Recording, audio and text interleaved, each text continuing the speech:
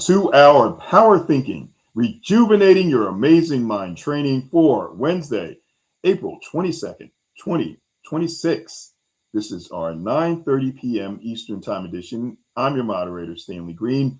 Always a pleasure to be with you on a Wednesday. We do it in the morning at 7:30 a.m. Eastern Time, and of course in the evening.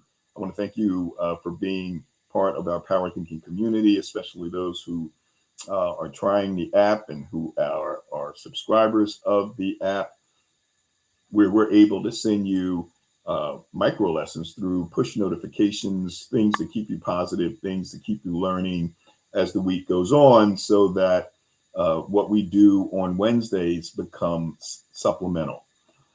Our goal is to help you each week to build these absolutely essential skills of resilience. You've heard the term resilience many times, and it becomes a little trite because it is used so often. And yet, uh, most people just don't know what it takes to be resilient. How do you break it down? Well, we were fortunate enough at Power Thinking to acquire a company called Reflective Learning that owned the intellectual property rights to material that came out of the University of Pennsylvania's Positive Psychology Center.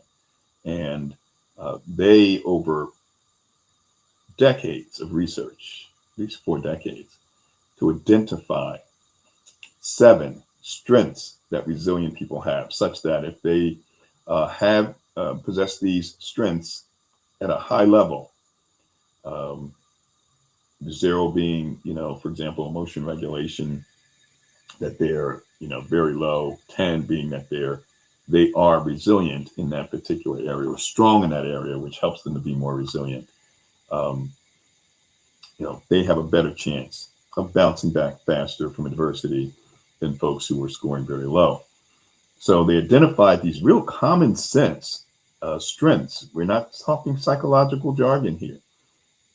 The emotion regulation, the impulse control.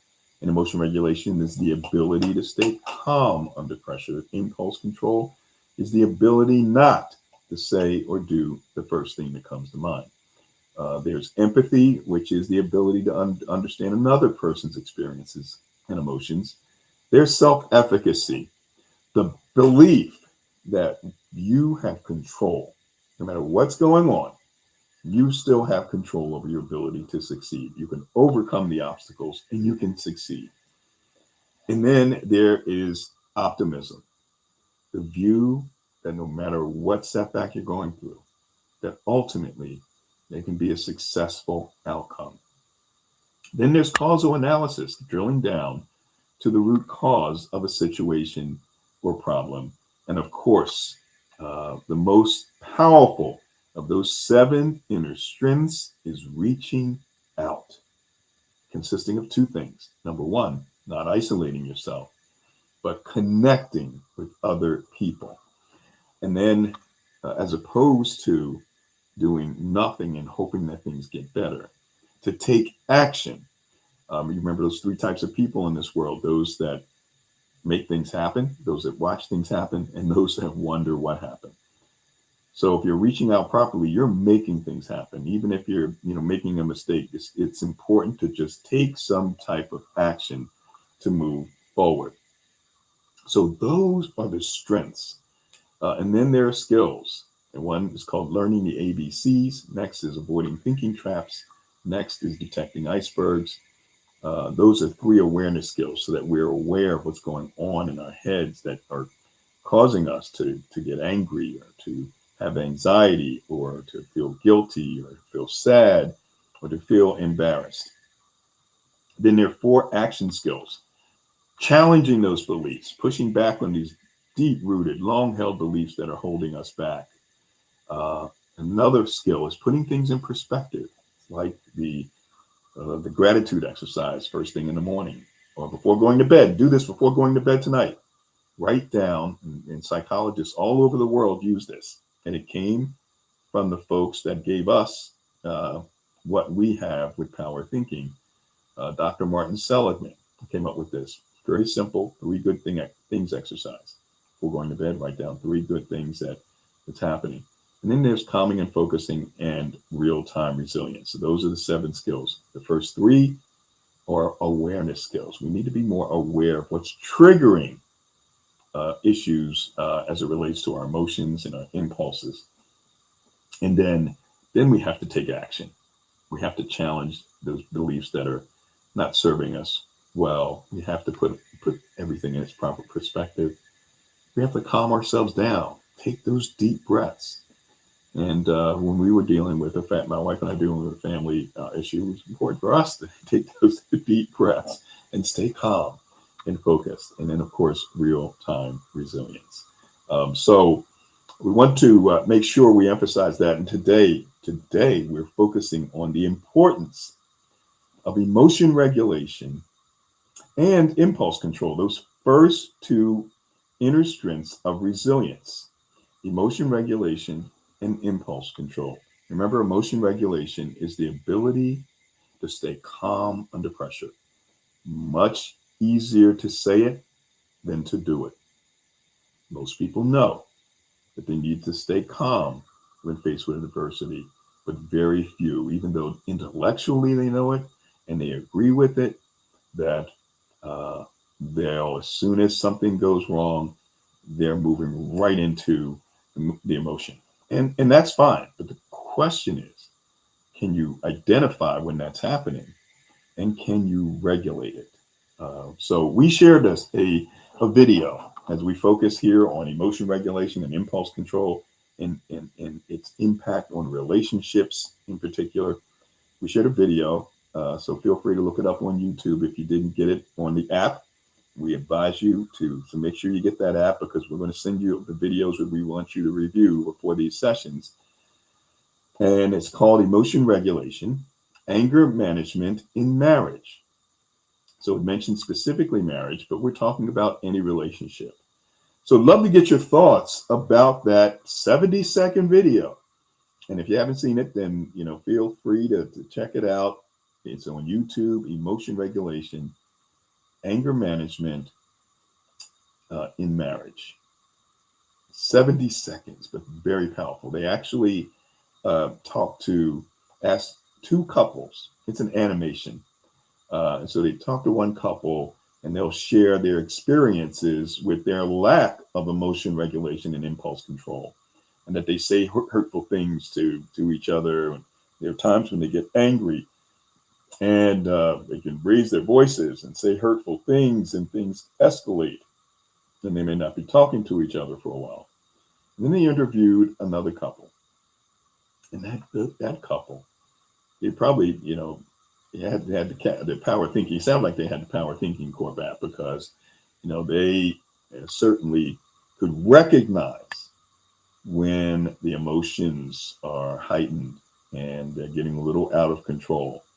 And there may be things that are going through their head that they may want to say, but they have the control to not say the first thing or do the first thing that they're thinking in an angered or highly emotional, negative emotional situation.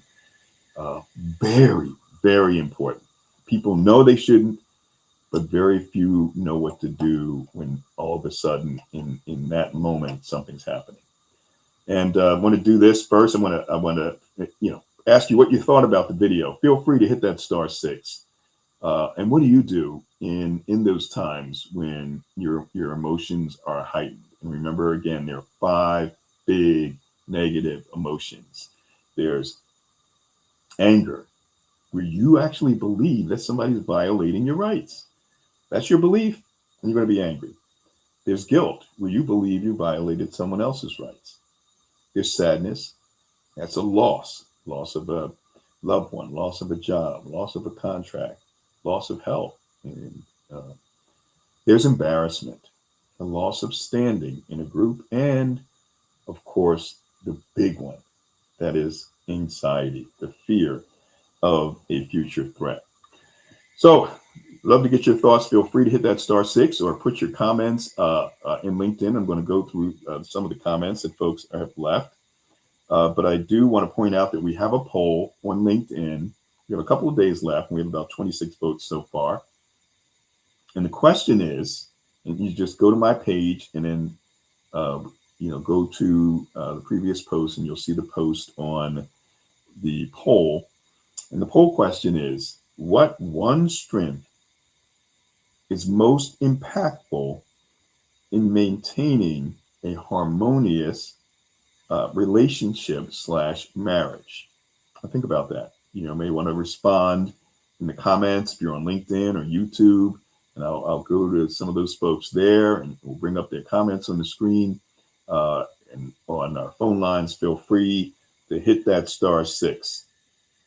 What one strength is most impactful in maintaining a harmonious relationship / marriage? Is it 1, emotion regulation? Is it impulse control? Or is it empathy? Or is it something else? What one strength is most impactful, has the biggest impact on maintaining a nice, harmonious relationship or marriage? Is it one's ability to stay calm when things get out of hand? Is it the ability, and they're somewhat related, not to say or do the first thing that comes to mind? Because some hurtful words can come out of one's mouth, and then they'll regret it later. And folks may hold on to that, for years and years. And then if something else comes up, and then another word is mentioned, or the same one comes up again, or words, it compounds the situation negatively. And then before you know it, folks are going their separate ways. There are children involved, and so forth. So is it emotion regulation? Is it impulse control? Or is it empathy? The lack of empathy. And remember, empathy is understanding another person's experiences and emotions. Because many times when, we really put ourselves in someone else's shoes, it helps us because the problems that we have may not be as magnified if we recognize that other people are going through challenges as well. So we'll get to some of your comments, and I see them scrolling through on LinkedIn. Charito, I see you from the Philippines, Leona Martin. So keep those comments coming. We'd love to hear those comments. We'll read them. Anyone on the phone lines, feel free to hit that *6. So what did you think about that video, that animation with the two couples? And could you relate to any? How did you deal with, if you have in your relationships, in the good ones, what made those relationships good? Was it the ability when things get out of hand to stay calm? Was it the empathy? Was it the impulse control? So love to get your thoughts and your tips. How have you, been able, if you've had long-term relationship, to keep them? Or you may have gone from one relationship and then you have another relationship, and maybe that one's better. What made that relationship better? So love to get your thoughts. I'm going to go through some of the comments that we have on LinkedIn and YouTube. So we have Layla Llewellyn, who is joining us on YouTube, and says greetings all. And Layla, thanks for checking us out on YouTube. Feel free to go to that channel, to Power Thinking Corp. That's Power Thinking, and then CORP, and subscribe.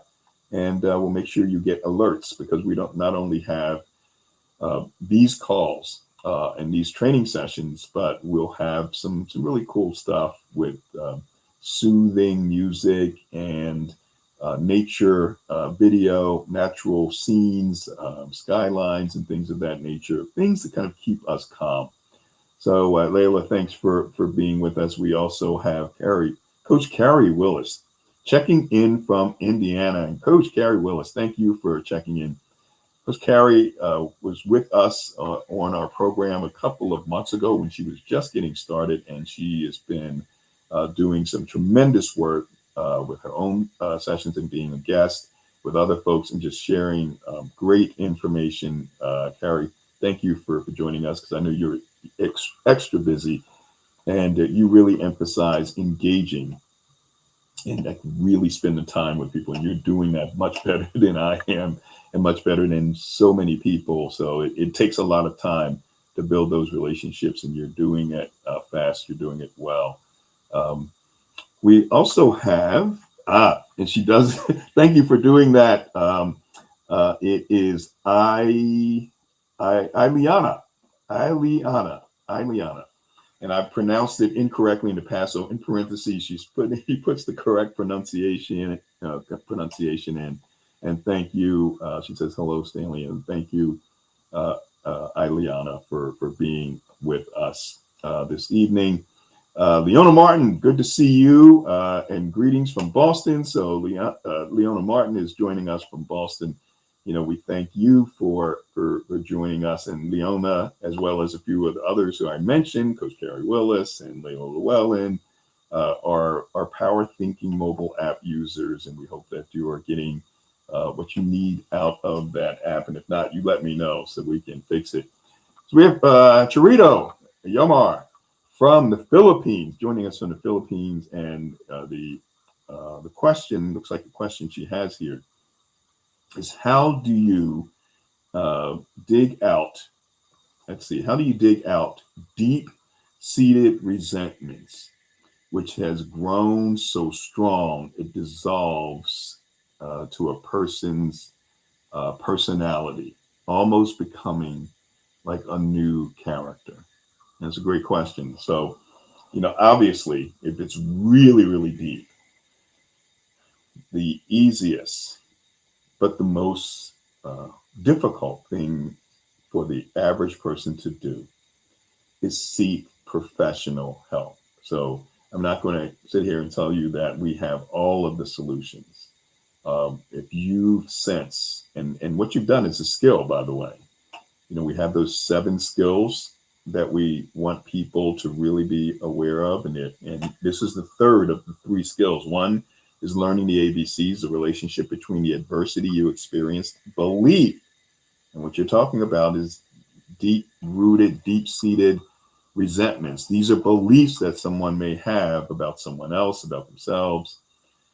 And that speaks to this skill of ABC developed by Dr. Albert Ellis. Look up Dr. Albert Ellis, one of the fathers of cognitive behavioral therapy, CBT.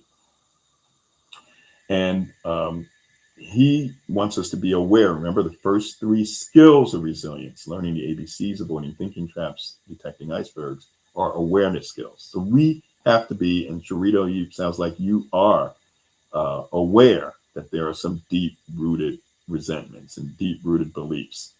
So it's about the ABCs.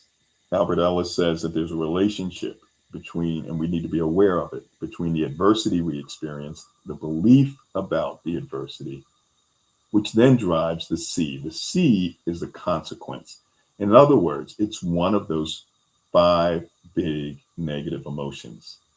So get cut off on the road, it's the adversity, by another car. And typically what happens is we believe that someone violated us, right? And we're going to be what? Angry. So as opposed to the way most people operate, thinking that there's the adversity and they immediately go to anger, there was something in the middle, the B in the ABC, that drove that anger. And it's your belief. You have to first recognize it, Charito, and you have done that. Remember, seek out help, and I'll give you the long and short of it. There's a belief that can be changed. And so in the case of the getting cut off on the road by a car, if you believe that someone's doing this to you, then you're going to be angry. That's going to be the consequence. But if you change the belief, and so perhaps maybe it wasn't personal, maybe they were trying to get to a meeting and they were in a hurry and they didn't see you, and they moved over and tried to get closer to the exit because they saw the exit is right ahead, and they needed to get over there, or they had a loved one in the hospital that could be close to losing their life.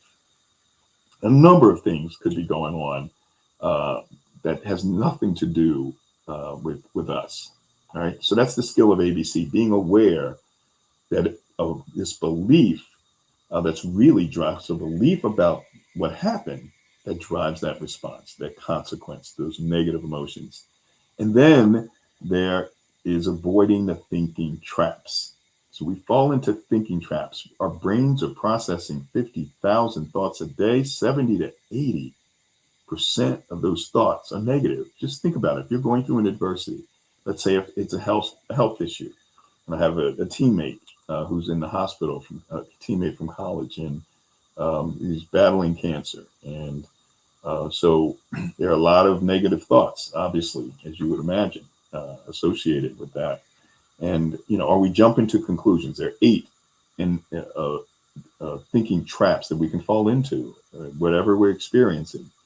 And Dr. Aaron Beck, write that down, Aaron Beck, look him up.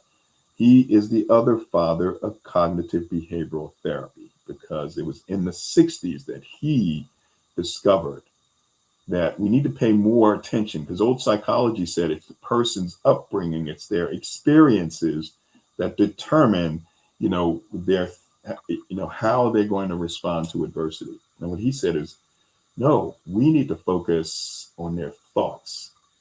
What are they thinking? And there are 8 traps that these 50,000 thoughts can fall into.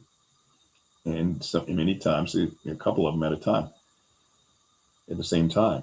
So there's jumping to conclusions without evidence. How many people have done that? There's personalizing, where we beat ourselves up too much. There's externalizing, where we're blaming others. Now think about this in relationships, folks, how we can fall into these thinking traps. Jumping to conclusions. This person's cheating on me. We have no evidence, but I feel it. Right? And now really angry, and they come home and we have this in our minds, and they say something, and then we're jumping, to conclusions about something, and things escalate, as opposed to perhaps not following that impulse to say something about what you believe to be true without any evidence, right? Jumping to conclusions. There's personalizing. We beat ourselves up too much. There's externalizing, where we're blaming the other party for whatever's going on. There's minimizing and magnifying, where we minimize the positives. And this happens in relationships, right? There are reasons why we're attracted to the other person. And then as we get into the relationship, all we focus on are the things that irritate us. And we fail.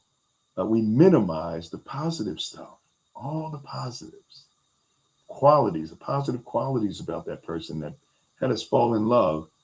And we focus not only on the negative, the things that we don't like, but we magnify them to the point where, that's all we think about when it comes to that person, and all we talk about.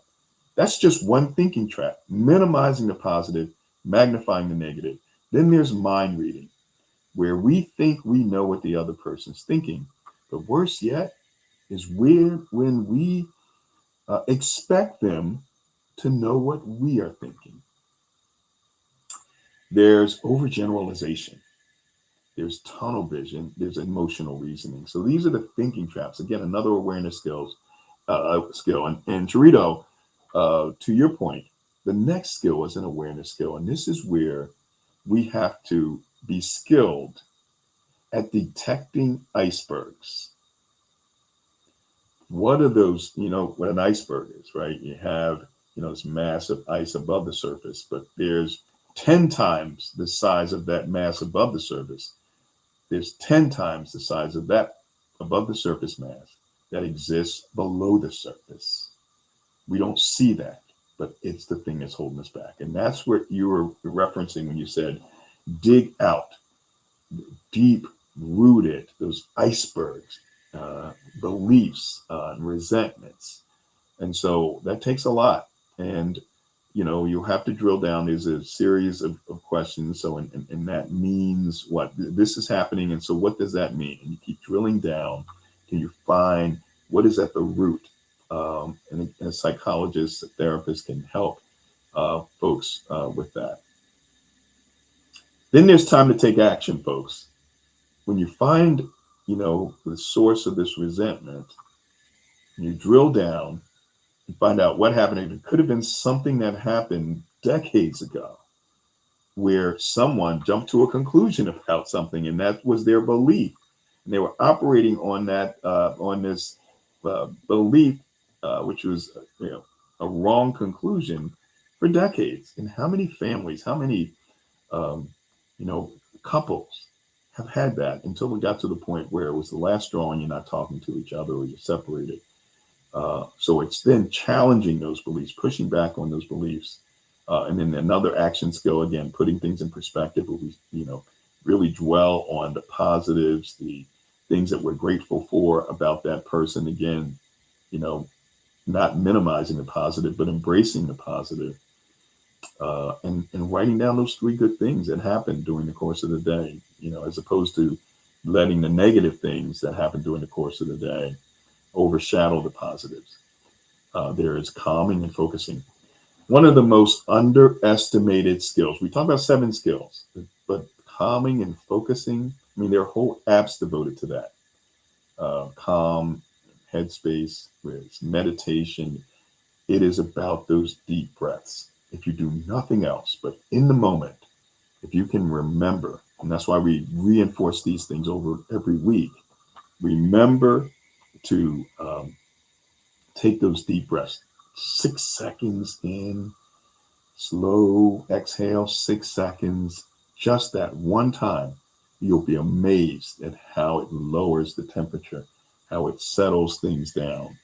Um, and then you'll be able, as you do this, if you in the video it talked about walking away from situation, you'll find yourself in real time resilience. So I want to move to, I wanted to go through these skills. We don't do this very often, but I'm happy that we're doing this. And each week we want you to check in to make sure you do that. So let's move to, we have Dorito, who also said that we had the answer to her response to our question: what one strength is most impactful in maintaining a harmonious relationship or marriage?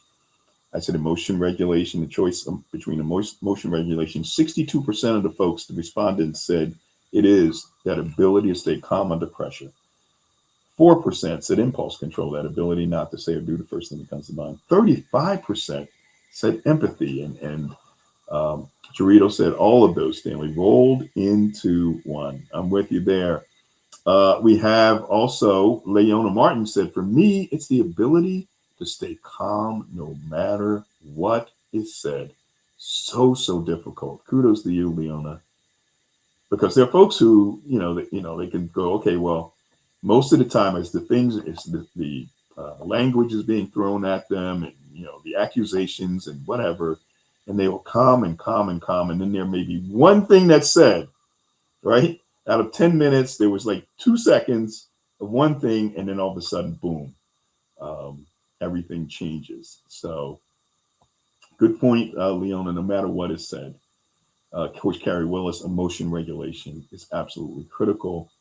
And we have Narcisse Taplin. Well, thanks for joining us. Greetings, Stanley, and everyone.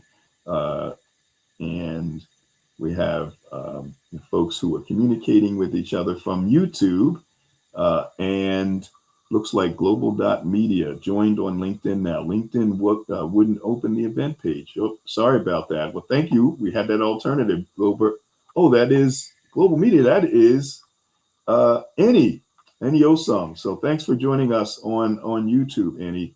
So really appreciate that.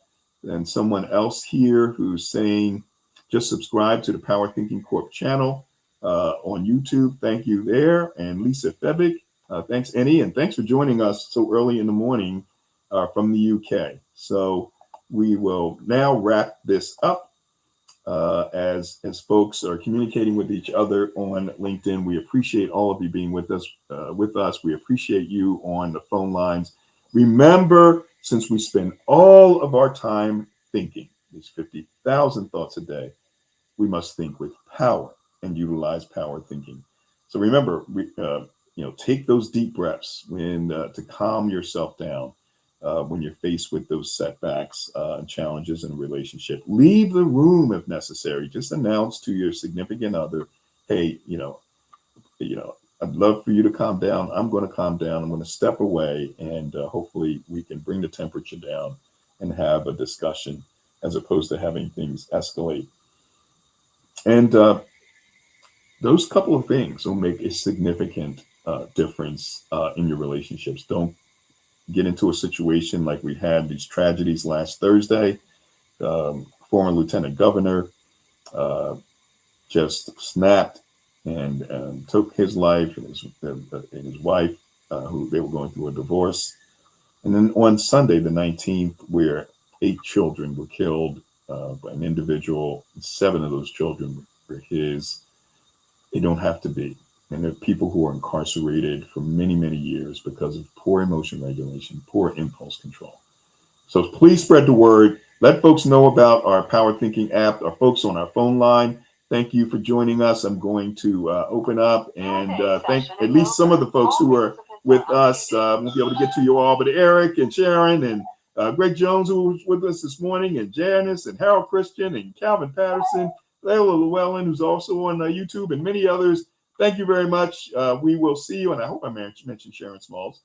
We have wireless caller there, 8937. Appreciate you as well, and others. Have a great one. We'll talk to you next week. And on our LinkedIn, I want to thank all of you for joining us, for Chirito and Annie Osung, Coach Carrie Willis, and Lisa. And we also had Narcisse. I hope I did pronounce your name correctly. We also, yes, I think we got them all. Leona Martin. We thank you as well.